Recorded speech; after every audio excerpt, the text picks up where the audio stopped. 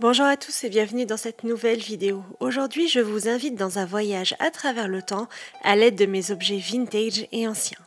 Et on commence tout de suite avec cette scène de plage de l'Almanach des Postes et des Télégraphes de 1906, que j'ai trouvée en brocante. Et ce que j'ai adoré sur cette illustration, c'est que les femmes en robe bleue offrent chacune une perspective différente de la robe qu'elles portent. Car oui, elles sont identiques. Et d'ailleurs, j'adorerais pouvoir me coudre une réplique de cette robe un jour.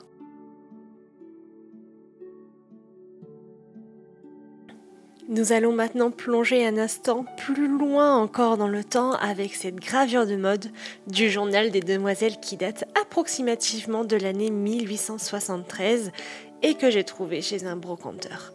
N'est-elle pas magnifique? Les robes, les chapeaux, les silhouettes, la manière dont ces femmes se tiennent, c'est absolument parfait et reflète à merveille les usages de l'époque et la mode de l'époque. On y trouve même les différentes adresses d'où proviennent les tenues. Cette gravure à elle seule est un véritable catalogue des bonnes adresses de l'époque.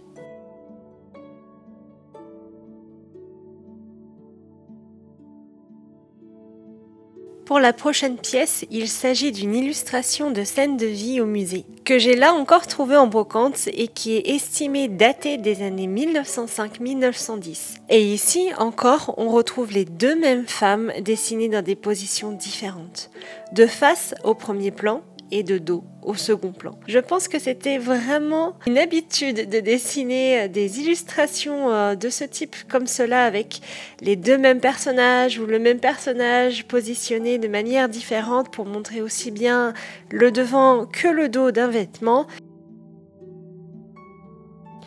À votre avis, à partir de combien d'exemplaires peut-on dire que c'est une collection ?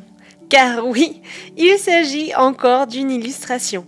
Et celle-ci est une nouvelle fois une scène de vie, mais à la maison, que j'ai trouvée dans une brocante de professionnels et elle est datée approximativement des années 1860. D'ailleurs, je ne sais pas vous, mais moi j'adore le détail de leurs tenues. Elles sont absolument splendides.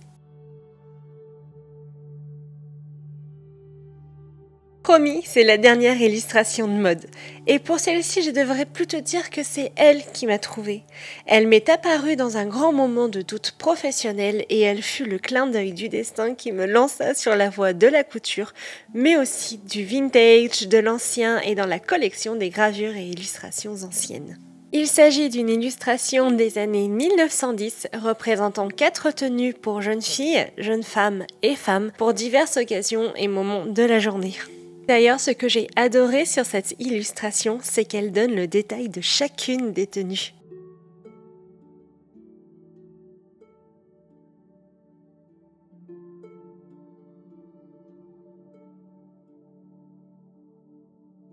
Et voilà, c'en est terminé des illustrations. Mais restons encore un instant dans la mode avec cette revue de 1887. J'ai trouvé cette pépite lors d'une visite professionnelle sur les quais de Seine à Paris. La vendeuse en avait des dizaines et si j'avais pu, je serais repartie avec l'entièreté de son stand. Malheureusement, ce n'était pas possible, j'ai donc jeté mon dévolu sur cet exemplaire en particulier. Je vous laisse deviner pourquoi ? Eh bien, pour ses présentations de robes, bien sûr, pour ses patrons d'alphabet brodé, ses illustrations, mais aussi comme inspiration pour de futurs projets couture. Non mais regardez-moi l'élégance de ces robes, cette jupe inspiration tartan, elles sont absolument magnifiques. L'entièreté des détails et l'entièreté des volumes, les silhouettes sont juste sublimes. C'est le genre de robe que j'adorerais me coudre, peut-être pas sortir avec puisque ce n'est pas socialement correct de pouvoir sortir avec de telles robes, mais j'adorerais pouvoir le faire et peut-être qu'un jour j'oserai enfin, mais regardez-moi ça, à quel point c'est beau, j'ai juste craqué dessus, je ne pouvais pas le laisser derrière moi, il fallait que je l'emporte. D'ailleurs, je ne sais pas pour vous, mais moi je regrette vraiment que les revues de mode d'aujourd'hui ne ressemblent pas à celles de cette époque, car il y avait énormément de détails, on pouvait voir énormément de vêtements ou d'accessoirisation, tout un tas de petites choses que les femmes pouvaient reproduire chez elles, rien qu'en regardant, les dessins. Je trouve que c'est dommage aujourd'hui d'avoir perdu vraiment cette variété, d'avoir tous ces modèles différents qui permettent de s'inspirer, qui permettent de reproduire. Aujourd'hui, nous avons surtout des mannequins et c'est un peu dommage, je trouve, d'avoir perdu ça.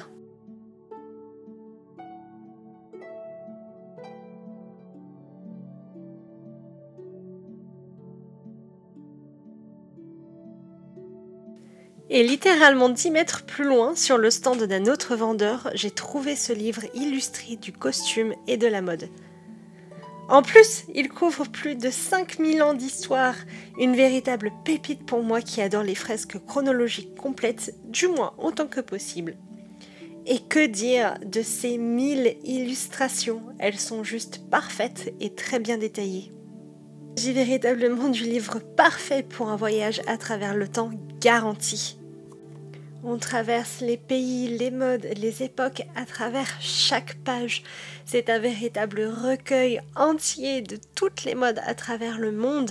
Et ça en fait un ouvrage vraiment particulier à garder chez soi, à avoir chez soi quand on a le bonheur d'en trouver un pour pouvoir s'inspirer, apprendre, comprendre la vie de nos ancêtres. Et en plus, étant donné qu'il remonte jusqu'à l'époque de l'Égypte antique, on peut aussi voyager très loin et voir sur des générations et des générations l'évolution de l'entièreté de la mode jusque dans les années 60. Il s'agit là d'un formidable témoignage de ce que fut la vie, la mode de nos ancêtres à travers le temps.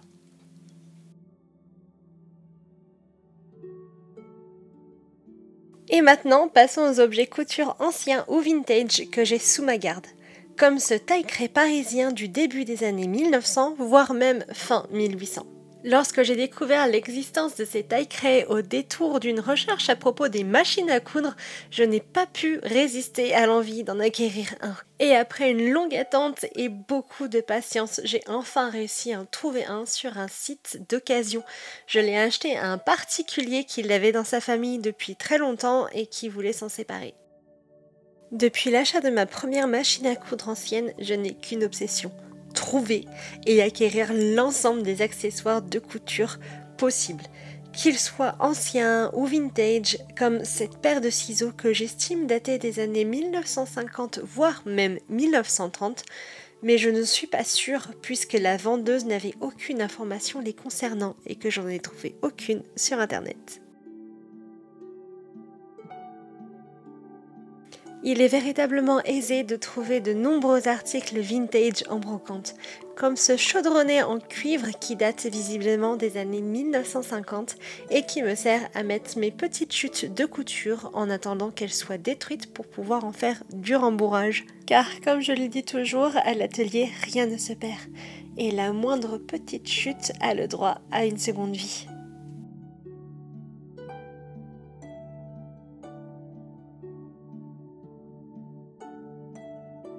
Parfois, trouver des objets vintage n'est pas aussi facile qu'une balade en brocante.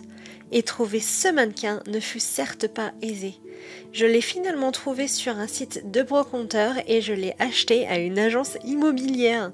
Mais, sans aucune connaissance de son histoire, j'ai décidé de contacter la marque pour savoir au moins son année de fabrication. Et conformément au retour que la marque m'a donné, il date des années 1960 voire 1970.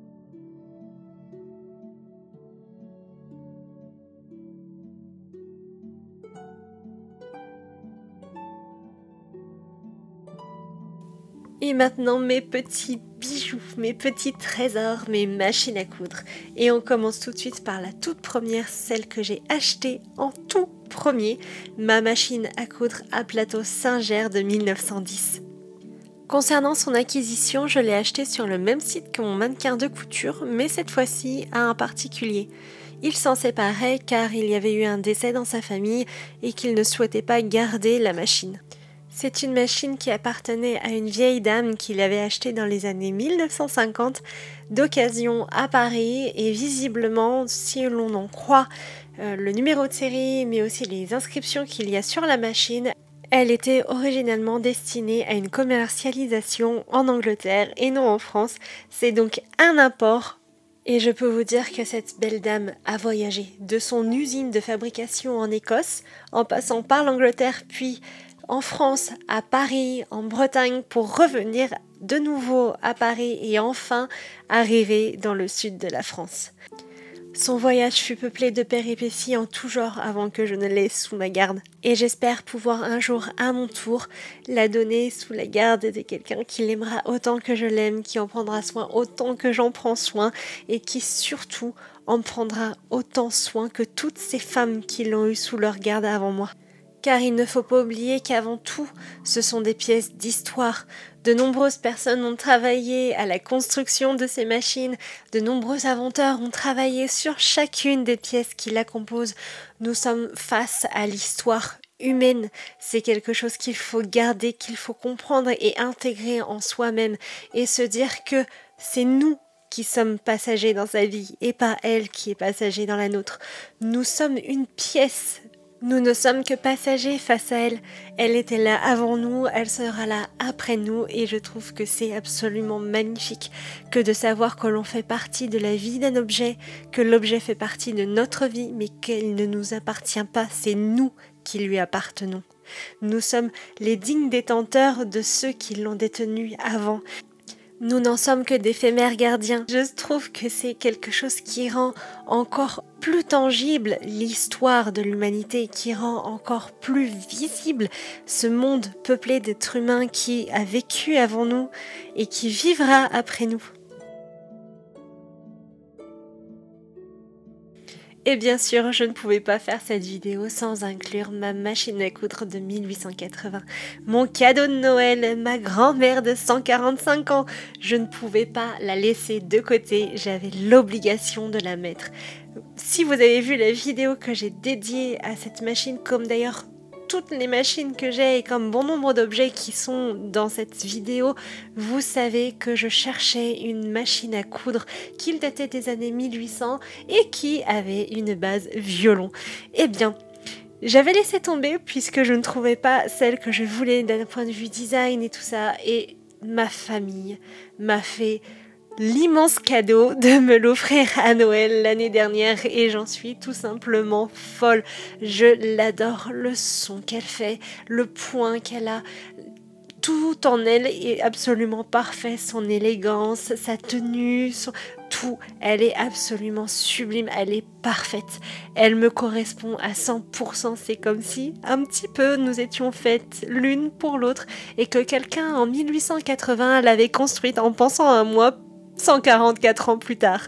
Bon, j'abuse un petit peu là, non, oui, sûrement, mais c'est pour vous dire à quel point en fait elle est superbe, elle est magnifique. Il n'existe, je pense, aucun mot dans aucune langue de cette planète qui puisse décrire la sensation que j'ai à chaque fois que je me mets devant pour coudre. Aucune, c'est impossible. Il faut l'avoir essayé pour comprendre véritablement la différence qu'il y a. J'adore mes autres machines à coudre, véritablement je les adore, mais celle-ci a un caractère plus doux, une saveur plus douce également, peut-être parce que c'est un cadeau, je ne sais pas, mais il y a quelque chose en plus avec cette machine, un feeling, un ressenti, quelque chose qui fait qu'elle a vraiment, véritablement volé mon cœur.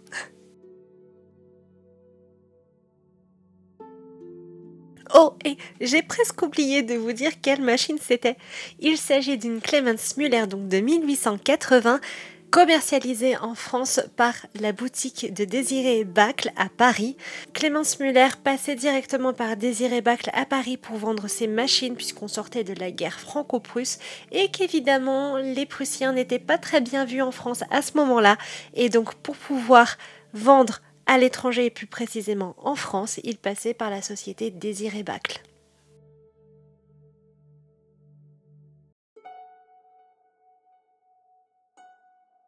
Et maintenant le dernier article de cette vidéo. Il s'agit de ma machine à coudre à manivelle de 1908. J'ai découvert qu'il existait des machines à coudre à manivelle tout juste quelques jours après avoir acheté ma machine à coudre à plateau. Alors je me suis mis en chasse immédiatement. Où je pouvais en trouver une, laquelle? Pour moi c'était sûr et certain que ce serait une Singer. C'était sûr. comme ma première machine à coudre, je savais que ce serait une Singer. Je la voulais petite, ratée, compacte, ratée, car elle est grande, elle est très grande et elle pèse ni plus ni moins que 20 kg sans son couvercle. Autant veut dire qu'il faut de la force pour la soulever, mais honnêtement, elle est tellement belle que c'est pas grave. Ça me permet de faire ma musculation lorsque je la porte et en même temps, étant donné qu'elle est assez rapide tout de même, très nerveuse, très puissante, il faut bien ça pour la tenir en place. Donc, on comprend à ce moment-là les 20 kilos et en même temps, regardez-moi cette machinerie. Il fallait mettre l'entièreté d'une machine à coudre à plateau dans une toute petite machine à coudre transportable et à manivelle. Forcément, pour l'époque, en 1906, eh bien, c'était lourd. Même si techniquement parlant, ma machine à coudre de 1880 est bien plus légère que celle-ci. Et concernant son acquisition, il s'agit d'un apport. Je l'ai acheté à un brocanteur en Angleterre qui habitait près de Manchester. Elle a donc également énormément voyagé puisque de son usine de fabrication à Londres, puis Manchester, puis en France, dans le sud de la France, elle aura parcouru des kilomètres. D'ailleurs, concernant son histoire, elle est tout de même assez triste puisqu'avant que je n'en fasse l'acquisition, avant qu'elle ne rentre sous ma garde, elle a été abandonnée pendant près de 50 ans dans un garage. Donc quand je l'ai reçue, il a fallu beaucoup d'huile de coude, de patience et de délicatesse pour la nettoyer et la remettre en marche. Et voilà, ce vlog est désormais terminé. J'espère que ce voyage à travers le temps vous aura plu. Si c'est le cas, n'hésitez pas à liker, commenter et partager cette vidéo. Et moi, je vous dis à bientôt pour de nouvelles aventures extraordinaires.